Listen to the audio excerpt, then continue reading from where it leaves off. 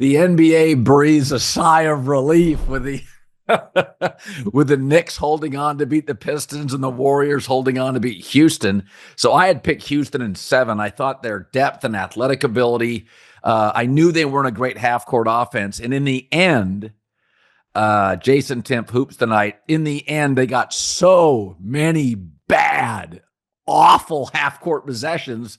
And, it's funny, just for all the Curry struggles in the first half, Kuminga, you can't have him on the floor. In the end, I'll say this, and it wasn't a great night offensively. I mean, it's 103-89. It was not a great night for the Dubs, and their defense was tremendous. But I did think, Jason, on average, they just got more organized, better looks. Even when Curry was struggling, Buddy Hield was getting good looks. Pods was getting good looks. And in the end, it's just youth. It's like watching the most talented college basketball team of all time with Houston. You're like, could we run a play? If not for Amen Thompson in the first 3 quarters, I'm like, would they even be in the game? So again, just the experience, those crucial second half possessions. Warriors look more organized. They look more experienced to me. Yeah, the margins are pretty slim, Colin. Like, it was here we were, Houston, Game 7. They're on a run. It's 63-60 as Amen Thompson starts taking over there in the third quarter. And it's like, literally could have gone either way at that point. But what happened at that point, which I thought was super fascinating, was that was really when Steph Curry started to assert himself. Yeah. And as I came out of Game 6, there were 2 main areas where I thought Golden State had obvious ability to just play better, so to speak. And it was, one, they had completely lost control of Fred VanVleet and Alperen Sengun defensively. Yeah. They had 50 points in Game 6. Those 2 guys both looked completely held under control in tonight's game. And so that was the first big one. Get control of Fred, get control of Sengun. Shout out to Looney and Draymond. I thought those 2 guys just did an unbelievable Looney was job. huge. Yeah. Oh, yeah. And then as all of their guards did a great job on Fred VanVleet throughout the game, a bunch of different guys got minutes on him. The second piece of it was there's a pretty strong correlation in this series, with exception of Game 4. There was a pretty strong correlation in this series between Steph's shot making and the Warriors winning. When he was going offensively, they were in control, and when he would cool off, Houston was able to get enough stops to kind of get in transition and get going. And one of the things that Steph did in that second half was he just stopped running off ball, and he just started bringing the ball up the floor. And he brought the ball up the floor, and he just started spamming high ball screens, and he got a bunch of good looks for himself and for his teammates out of that. That has been kind of the break glass in case of emergency Warriors offense for years now, is when things bog down for them, they'll just let Steph run high pick and roll. And again, like I think he finished with 20 or 20 something points. That's underselling his impact, because he had 0 up until the very end of the first half. And so he scored at a top tier superstar level during that second half stretch when they really pulled away. And the last piece I wanted to shout out was Buddy Hield. The numbers coming out of Game 6 were pretty strong, that the Warriors were better with Buddy Hield on the floor versus Gary Payton. And this is not an anti-Gary Payton take. I'm a big Gary Payton fan. It's just they don't need his upside as much in this particular matchup, because they're not guarding really high level guards. Next round, they're going to need him for Anthony Edwards. They're going to need him in a big way. But in this series, with the way Houston was guarding, having that other shooter on the floor that could really complement what Steph was doing,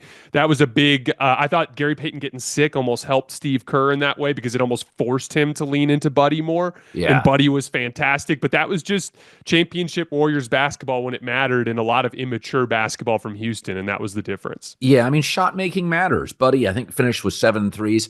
It was an interesting game when Curry was struggling in the first half. Buddy was huge. I thought Pods hit a couple of big baskets. There's going to be people that are just never going to like Draymond Green. Look, I get it. But he had a couple of big plays, just big baskets. And, then he was shooting back-to-back threes, and that was end of the clock, and it was bad Warrior possessions. But when Steph, at one point I'm looking up and I'm like, Warriors lead, and Steph had like 2 points or 4 points. I'm like, God, they're in good shape. This is just incredible. And, the thing about Curry when you watch him, and Steph has these games. Steph has these halves. He's like, where'd he go?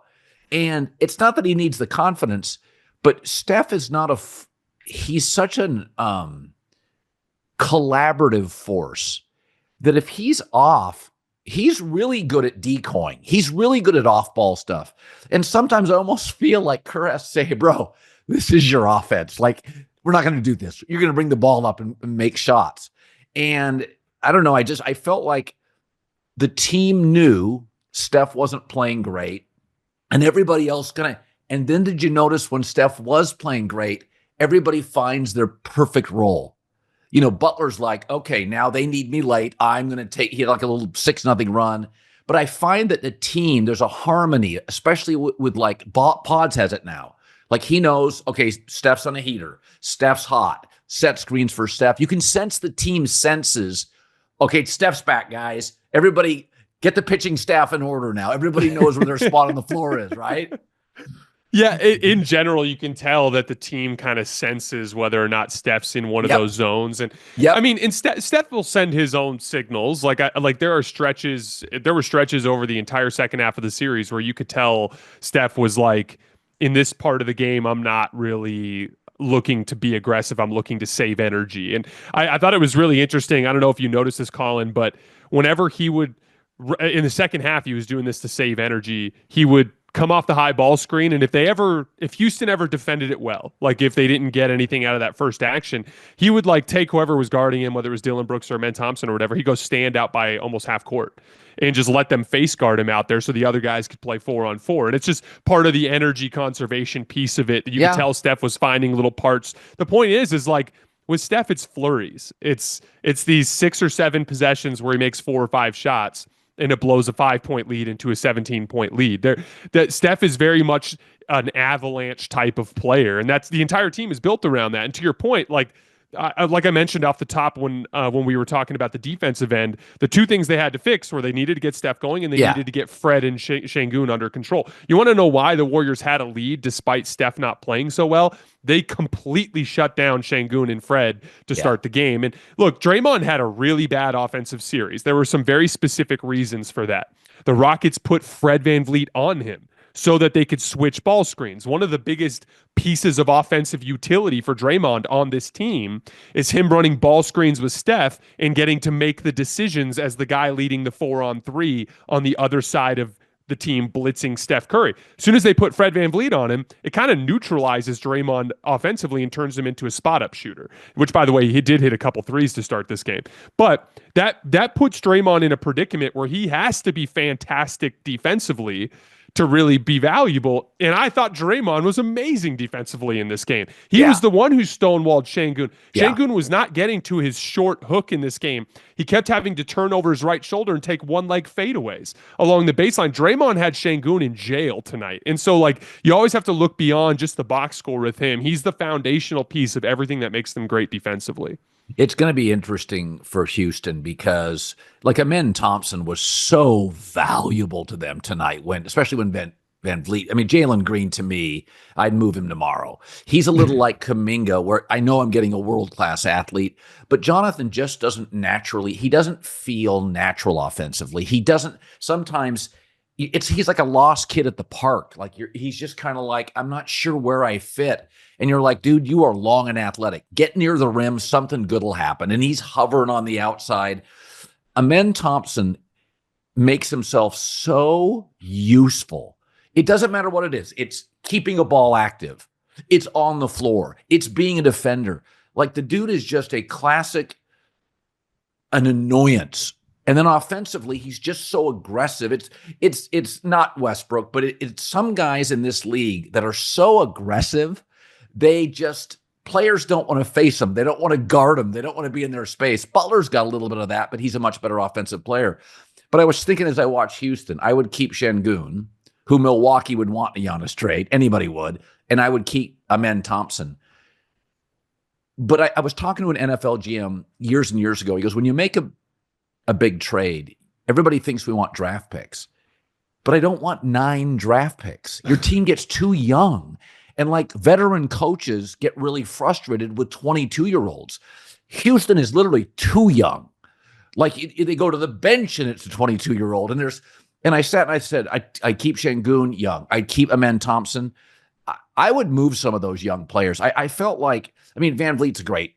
He really knows his role.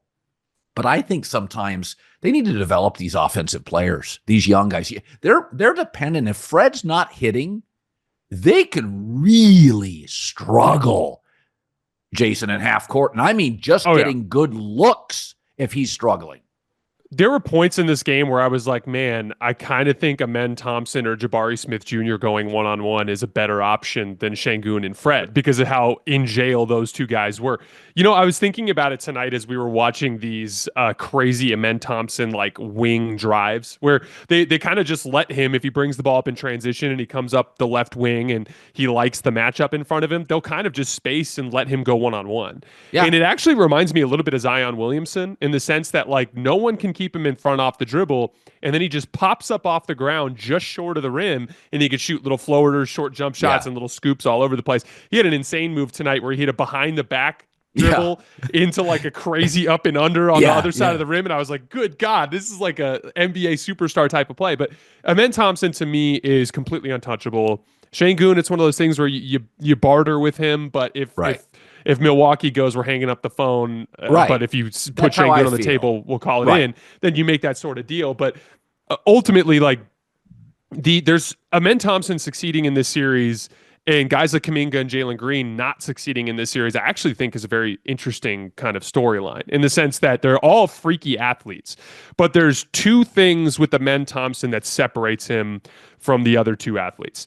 Amen Thompson is an elite on-ball defender. Yes. Kuminga and Jalen Green are not. And then Amen Thompson is elite processor in the middle of the floor. He makes quick decisions and he gets the ball where it needs to go. Those are both the specific reasons why Jalen Green and Kuminga struggle so much on offense. Amen Thompson is useful athleticism because he has a really high basketball IQ and he's great at one thing on defense already, which is what he can do on the ball. Kuminga and Green, they're not great at anything, and they're both poor processors, which is kind of a death sentence for an athlete, especially when you get in the postseason and all of a sudden, like, quickly reading the floor and making decisions is the difference between success and failure in many cases. So I think the Warriors could struggle against Minnesota because Minnesota offers you size, but with veteran half-court experience. So you, like, sometimes with Houston, when the Golden State waved the white flag in that game 5, they were telling you, this team's not beating us back. We feel really good about this series. You can't give games to Minnesota. You're not giving anything to Minnesota. I think Minnesota's size, I think their coaching staff. I think Ant won't have as many great looks as he did against the Lakers. They're going to throw more bodies at him. I think, I think Draymond Green, they'll just throw different looks and bodies. So I don't think Ant will have, maybe he will, but I think sometimes Ant saw Lucas straddle over to him and thought, okay, this is a bucket. Which way do I want to take him? But I don't know if this is it doesn't feel like a great matchup for Golden State here. So, what's interesting, Colin, I came away from the first round feeling like Golden State has no chance against OKC. But I actually think that they have a pretty decent chance against Minnesota. Let me give my 2 cents here because it's kind of a basketball matchup piece. So one of the reasons why Houston guarded Steph so well is they have a bunch of really quick players. And that quickness was very attentive to the details, and they didn't let Steph get easy ones off ball. Oklahoma City is laden. Their roster is laden with players like that. Super fast, super smart. Minnesota is a little bit more upright and big. And one of the things that stood out to me in this series was Steph felt really comfortable one-on-one against Jabari Smith. We had a late ISO against him in this game and against Dylan Brooks. They're bigger wings that struggle to shift their weight from side to side. That's the first piece of it. I think Steph is going to like his matchups against Naz Reid, Julius Randle, even Jaden McDaniels a little bit as a taller wing. The second piece of it is I spent this last week watching a bunch of Minnesota Golden State film because I just assumed they would close it out, which took to this point, but they did end up closing it out. And Golden State won 3 straight games against Minnesota. And in the last 2 games in particular, they were clutch time games. And Naz Reid, Anthony Edwards, and Julius Randle multiple times lost focus off ball when Steph was running around, and they left him wide open and he burned them. Here's why that matters. The Lakers series was very different. You have these two really big forwards in Luka and LeBron. They're these big, strong forwards that are playing one-on-one basketball. There's no fancy approach other than I'm better than you one-on-one trying to score because I'm bigger and stronger. That fed right into the strength of Minnesota's defense, which is they have a bunch of big, strong perimeter athletes. Yeah. Golden State presents an entirely different challenge. It's a mental challenge, not a physical challenge. He's running in circles. There's all this ball and player movement, and you've got to be paying attention. And we even have a recent example with Anthony Edwards in the conference finals last year where he got cooked by Kyrie Irving because Dallas was running him through a bunch of off-ball screening action, and Ant was getting caught. So one of the things that I'm looking at in this series, and by the way, for the record, Colin, I think Minnesota probably will be favored. And I'm not saying I'm going to pick Golden State, but I've seen enough from the specific ways that Minnesota guards Golden State and the way that Steph can succeed against bigger, taller players because he's just so much faster. I do think Golden State's going to present some problems for them. And that's not even before we even get to the fact that Golden State is a flat out, substantially better defense than the Lakers were. And it will be a very different challenge. They're more athletic on the perimeter, and they're much better on the back line. They have the best defensive player of our era there. So I do think it'll be a closer and more competitive series than people realize. Sorry to interrupt this great video, but please remember to like and subscribe. Thank you. Now back to the video.